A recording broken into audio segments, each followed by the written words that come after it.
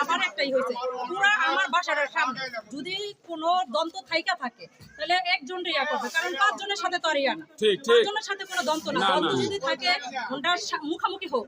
রাত্রের বেলা যদি বাচ্চারা শুয়ে থাকে, মানুষ শুয়ে থাকে, আমার নিচের মানুষ শোয়া, উপরে আমরা নিজেরা শোয়া, এখানে পুরা মূলত রফিকের বাড়ির সামনে মারা নাই, মূলত মারছে আমার বাড়ির সামনে। আমার সাথে তো কারো ইয়া নাই, আমার সাথে তো কারো দন্ত নাই, পুরা আমার বাড়ির সামনেই মারছে। পুরা দেখেন আমার বাড়িটার সামনে, আপনি দেখেন ইয়া করে নেন, আমার বাড়ির সামনে মারছে। আমার বাড়িতে এসি লাগানো, যদি এসির ভিতরে মনে করেন যদি কোনো আগুন লাগতো। এলাকার সন্ত্রাসের চাঁদাবাজের এলাকার সন্ত্রাস চাঁদাবাজদের ভরে গেছে। মোহাম্মদ আলী, আমি এলাকায় বাস করি, আজকে 20 বছর হয়ে গেছে। 20 বছরের মধ্যে আমরা এরকম দুর্ঘটনা দেখি নাই এবং এরকম সাহসটি করা পারেনি।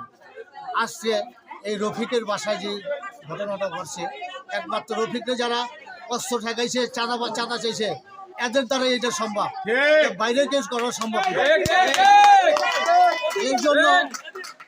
এর জন্য আমাদের আর কিছু কাজ, যেটা আমরা এলাকাবাসী কিছু মুরব্বী, আমরা 5টা মসজিদ দিয়া আমরা কিছু মুরব্বী আমার ভাইয়ের কাছে গেছিলাম, আমাদের পঞ্চায়েতের একটা অফিসের ব্যাপারে। আমরা কিছু, এটা রাজনীতির কোনো ফাংশন না, আমাদের এলাকাবাসী সব বাড়িওয়ালারা মিলা এরা আমার ভাইয়ের কাছে গেছি যে আমাদের একটা পঞ্চায়েত গঠন করে দেন। আমার সাহেব, আপনি যে আমাদের এলাকায় গেছিলেন, আপনি মাদক বিরুদ্ধে, সন্ত্রাস চাঁদাবাজের বিরুদ্ধে যে বলেছিলেন, এর কারণে আমরা কিছু মানুষ সাহস পেয়েছি আপনার কাছে আসার জন্য। তাই আমাদেরকে একটা পঞ্চায়েত গঠন করে দেন স্যার। এই পঞ্চায়েত তো হইলে এই এলাকার মধ্যে থেকে আশা করি মাদক, চাঁদাবাজ, সন্ত্রাস এটি মুক্ত করা যাবে। আমরা ঐক্যবদ্ধ হয়ে আসছি, আমরা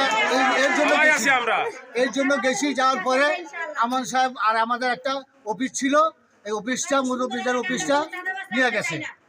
এই অফিসটা মুরব্বীদেরকে দখল করে নিয়ে নিছে 5 আগস্টের পরে, পঞ্চায়েতের অফিস। এখন ওনারা বলতেছে আমার নাকি আওয়ামী লীগের দস্যু, আওয়ামী লীগের হ্যান ত্যান ছবি আপডেট করে আমাদের নামে কলঙ্ক করতেছে এবং বিশেষ করে আমারে বেশি নির্যাতন করতেছে। আমার বাসার সামনে যাইয়া আমার যাতা বাসায় গালাগালি, আমার মেয়েরে নিয়ে, আমার পরিবারে নিয়ে গালাগালি করছে। এই তাহের আমি এদের বিচার চাই। আমার ফ্যামিলি নিয়ে, আমার কেন গালাগালি হবে, কেন গালি দিছে? কারণ আমি তাহেরের সাথে, আমার সাথে কোনো দ্বন্দ্ব নাই, রাশেদের সাথে কোনো দ্বন্দ্ব ছিল না। কেন আমার এই দুশ্মনির প্রয়োগ করা আছে? কেন আমার এইভাবে আমার ফ্যামিলি নিয়ে আমাকে নিয়ে গালাগালি করা হবে? আমার মেয়েকে নিয়ে গালাগালি করে, আমার ফ্যামিলি নিয়ে গালাগালি করে, তাহেরের কারণটা কি? আর এত বড় রাজপথে কে দিছে? এগুলো বক্তব্য শেষ করে আমাদের বাচ্চাদের নিয়ে আবার সনি কান্নাকাটি করছে, যাই আমাদের বাসায় যে আপা আমার বাড়ির সামনে বিস্ফোরণ হয়েছে।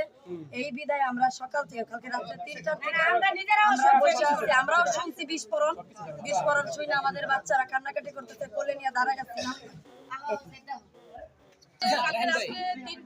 আপনার 7 মিনিটে আমার বাড়িতে 2টা বিস্ফোরণ হয়। আমার বাচ্চারা উঠে গেছে, আমরা আর কি আমার হাজবেন্ড আমরা সবাই জাগলাম। আমার বাচ্চারা অনেক কান্নাকাটি করছে। আমার পাশে একটা ভাড়াটি আছে, ওনার ঘরে 21 দিনের একটা বাচ্চা আছে। ওই বাচ্চার অবস্থা খুবই খারাপ, ওই বাচ্চাকে নিয়ে মেডিকেলে নিয়েছি। বাচ্চা এখনো মানে অবস্থা অনেক খারাপ, বাচ্চা মানে এই আর কি আছি। এখন জীবনের নিরাপত্তা চাই, একটা নিরাপত্তা চাই, আমরা নিরাপত্তা চাই। আমাকে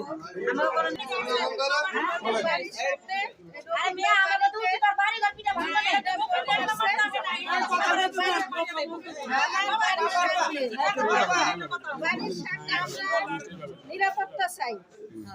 আমার বাড়ির সামনে মারছে রাত্রে, আমার বাচ্চার অবস্থা, আমার অবস্থা অনেক খারাপ হয়ে গেছে। রাত্রে 3টা কয় মিনিটে মারছে, আমি ওই সময়কালে অবস্থা আমার খারাপ, আমি আর শুইতেও পারি নাই। এইভাবে যদি চলে আমরা স্যার আপনার কাছে নিরাপত্তা চাই। ঘুরিয়ে